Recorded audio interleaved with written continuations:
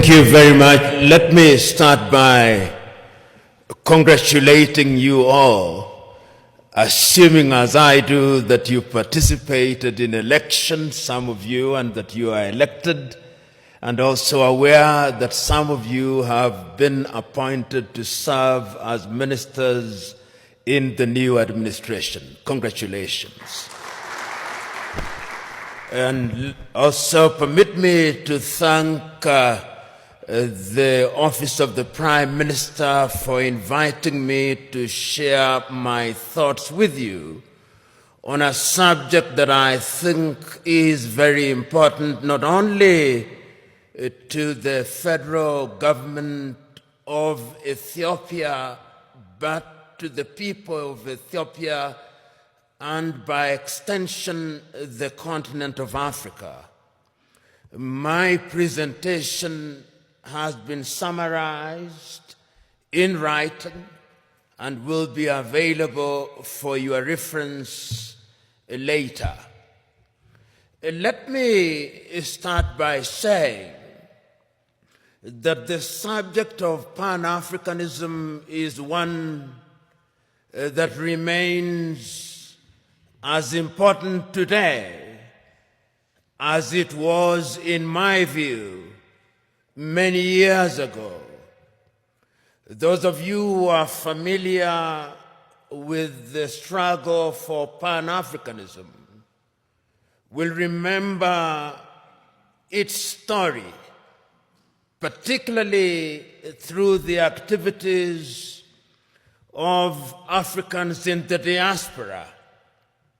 You'll particularly remember that prior to the much more famous meeting held in 1945 in Manchester in the United Kingdom,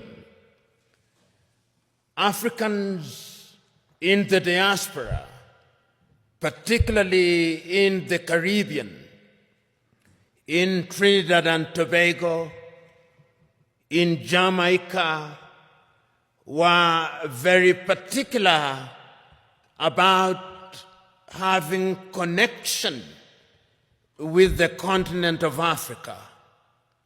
You'll remember that they had many meetings, and you'll be familiar with some of the names, such as Sylvester Williams from Trinidad and Tobago, such as Marcus Garvey and his call for Africans to go back to the mother continent. And you will also remember African Americans such as W.B.E. Du Bois, who was very active in the process of liberating the African Americans from the clutches of slavery and discrimination, and who also played a very critical part in the struggle for decolonization, culminating in the 1945 meeting, which for the first time was attended by Africans who later played a critical role in the struggle for decolonization. Of course, Ethiopia does stand out to the extent that it was never successfully colonized. There was limited occupation, and you are familiar with that history. Therefore, it is not mine to educate you on your own history, but you are familiar with it. But it must concern us, particularly at this time. And I hope during this conversation I'll be able to demonstrate why, in order for us to understand the present, we must understand the past, which will also enable us to have a glimpse on what the future holds. And one of the speeches which is seldom referred to is a speech that was delivered in the year 1906 in the month of April by a South African called Pixley Kaisaka Seme. And it is instructive that Pixley Kaisaka Seme was the first president of the African National Congress when it was founded in 1912. When Pixley Kaisaka Seme delivered that speech as a student at the University of Columbia, his title was The Regeneration of Africa. And what he was talking about at that time was an Africa that had borne the brunt of slavery and was laboring under the pain of colonization.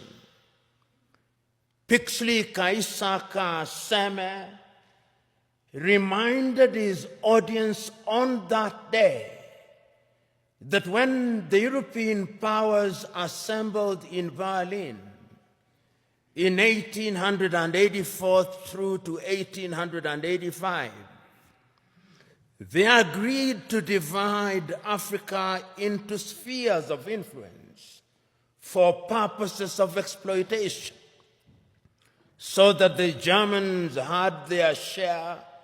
If you remember, the Germans were present in what we now call Namibia. They were present in what we now call Benin, but was then known as Dahomey. They were present in what is now a part of Ghana, which was then the Togoland, the Volta area. The Belgians were present in Rwanda and Urundi, and they were also present in what is now the Democratic Republic of Congo. The Italians, to the extent that they could, tried to occupy Ethiopia and Eritrea and were present in a portion of Somalia. The British were present, of course, in Uganda, in Kenya, in Nyasaland, in Rhodesia, and in Nigeria, and in many other places. The French, of course, were also present. And all these powers, even the Spaniards, were present in Equatorial Guinea, as were the Portuguese. And the whole idea was to use the resources, both natural and human, of the African continent, so that the partition of Africa was one that was designed to benefit the European powers.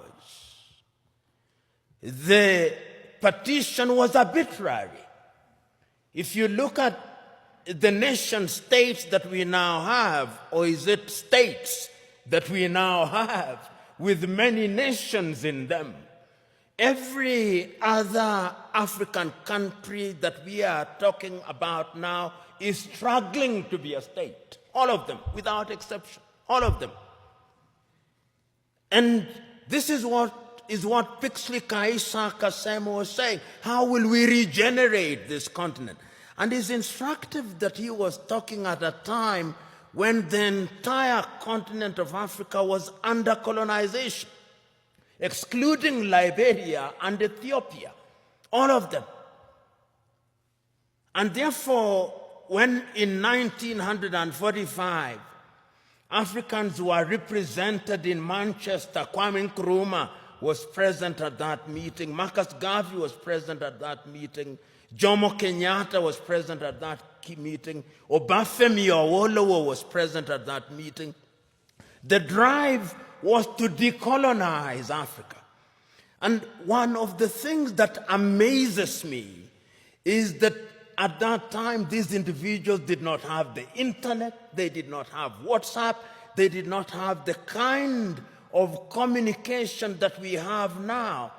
But it is amazing at how they were communicating. Even air transport was not as it is now.